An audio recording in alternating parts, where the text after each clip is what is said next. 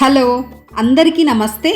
ఈరోజు మైసూరు పాకుని ఎలా తయారు చేయాలి చూద్దామా? మరి సాఫ్ట్గా ఉండే మైసూరు పాకుని ఎలా తయారు చేయాలి, వాటి కొలతలు ఏమిటి చూసేద్దాం.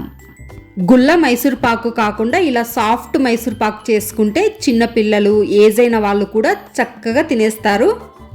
చూసారా ఎంత సాఫ్ట్గా ఉందో? ఇలా అనగానే బ్రేక్ అయిపోతుంది కదా. మైసూరు పాకుని తయారు చేయడానికి కొలతలు ఎలా అంటే 1 కప్పు శనగపిండికి 1.5 కప్పు పంచదార, 1.5 కప్పు ఆయిల్, నెయ్యిని కలిపి తీసుకోవాలి. ఆయిల్ ఏ ఫ్లేవర్ లేని ఆయిల్ మాత్రమే వాడుకోవాలి. రిఫైన్డ్ ఆయిల్ని తీసుకున్నాను. ఇక్కడ ఆయిల్ పల్లి నూనె ఇలాంటివి తీసుకున్నారంటే ఆయిల్ వాసన వస్తుంది మైసూరు పాకు. ఏ ఫ్లేవర్ లేకుండా రిఫైన్డ్ ఆయిల్ మాత్రమే వాడుకుందాం. ఇప్పుడు ఒక గిన్నెలో శనగపిండిని తీసుకొని కొద్దిగా నెయ్యి వేసుకుంటూ ఉండలు లేకుండా కలుపుకోవాలి. ఇలా కలుపుకోవడం వలన మైసూరు పాకు మెత్తగా వస్తుంది, పాకంలో వేసినప్పుడు ఈజీగా కలిసిపోతుంది. ఇలాగా జారుడుగా కలుపుకొని పక్కన ఉంచుకుందాం. ఇప్పుడు ఒక గిన్నెలో ఆయిల్ వేసుకొని మిగిలిన నెయ్యి కూడా అందులో వేసుకొని స్టవ్ పైన పెట్టుకొని వేడి చేసుకుందాం. చూడండి, పంచదార పాకం కోసం ఒకవైపు బాండీ పెట్టుకున్నాను, ఒకవైపు ఆయిల్ని వేడి చేస్తూ ఉన్నాను. మందంగా ఉన్న బాండీని తీసుకొని అందులో 1.5 కప్పు పంచదార వేసుకున్నాను. 1/2 కప్పు వాటర్ వేసుకున్నాను. ఇప్పుడు స్టవ్ ఆన్ చేసుకొని కలుపుకుంటూ స్టవ్ని సిమ్ములో పెట్టుకొని మాత్రమే చేసుకుందాం. ఇక్కడ చక్కెర కరుగుతూ ఉంది కదా, ఈలోపు నేను ప్లేట్కి నెయ్యిని కూడా రాసుకొని పక్కన ఉంచుకున్నాను. స్టవ్ని సిమ్లో పెట్టుకొని మాత్రమే కంటిన్యూస్గా కలుపుకుంటూ పాకాన్ని ప్రిపేర్ చేసుకోవాలి. స్టవ్ని హైలో పెట్టుకొని ప్రిపేర్ చేసుకున్నామంటే చక్కెర కరగకుండానే పాకం వచ్చేస్తుంది. కాబట్టి స్టవ్ని సిమ్లో పెట్టుకొని మాత్రమే పాకాన్ని ప్రిపేర్ చేసుకుందాం. చూస్తున్నారు కదా, ఒకవైపు పాకం ప్రిపేర్ అవుతుంది, ఒకవైపు ఆయిల్ హీట్ అవుతూ ఉంది. ఆయిల్ అన్నది మరీ ఎక్కువ హీట్ అయ్యి పొగలు రాకూడదు. ఒకవేళ ముందే ఆయిల్ హీట్ అయిందంటే స్టవ్ ఆఫ్ చేసుకోండి. శనగపిండిలో వేసుకునే ముందు కూడా స్టవ్ ఆన్ చేసుకొని మరి శనగపిండిలో వేసుకోవచ్చు. ఇప్పుడు పంచదార పాకము ప్రిపేర్ అయిపోయింది. 2 చేతి వేళ్ళ మధ్యలో పాకం ఇలా చూస్తే తీగలాగా రావాలి.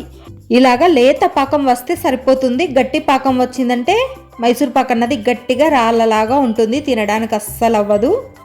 ఇప్పుడు పాకం రెడీ అయిపోయింది కదా, శనగపిండిని అందులో వేసుకుంటూ కంటిన్యూస్గా కలుపుకుంటూ వేసుకోవాలి.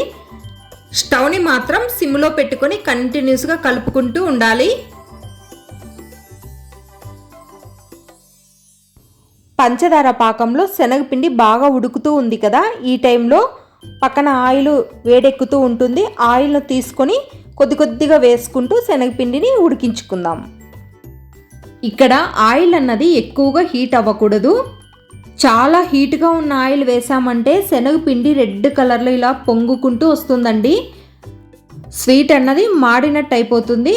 కాబట్టి ఆయిల్ ఒక మాదిరిగానే హీట్ చేసుకొని ఇలా కొద్దిగా వేసుకుంటూ శనగపిండిని బాగా ఇలాగా కంటిన్యూస్గా కలుపుకుంటూ ఉడికించుకోవాలి. పిండి అన్నది ఆయిల్ని అబ్జర్వ్ చేసుకుని ఉడకడం స్టార్ట్ అవుతుంది. మరి వేడి ఆయిల్ పోసుకుంటూ కలుపుకుంటూ ఇలాగే ఆయిల్ అయిపోయేంత వరకు శనగపిండిని ఉడికించుకోవాలి ఆయిల్లో. ఇలాగా కలుపుకుంటూ మొత్తం ఆయిల్ అంతా వేసేసుకోవాలి. స్టవ్ని సిమ్లో పెట్టుకొని మాత్రమే వేసుకుందాం. ఇప్పుడు నేను తీసుకున్న ఆయిల్ అంతా అయిపోయింది. శనగపిండి బాగా ఉడికి ఇలాగ డబల్ అవుతూ వస్తుందన్నమాట. ఇప్పుడు చూడండి, శనగపిండి పొంగుతూ ఇలా డబల్ అవుతూ వస్తున్నట్టు ఉంది కదా. ఇప్పుడు స్వీట్ రెడీ అయినట్టు. మనము నెయ్యి రాసుకొని పక్కన ఉంచుకున్నాం కదా, ఆ ప్లేట్లోకి తీసుకుందాం.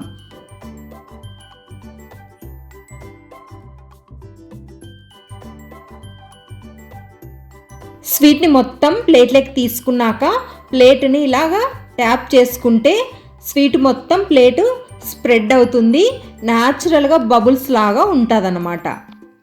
ఒక 10 నిమిషాల తర్వాత మనకు నచ్చిన షేప్లో కట్ చేసుకుందాం.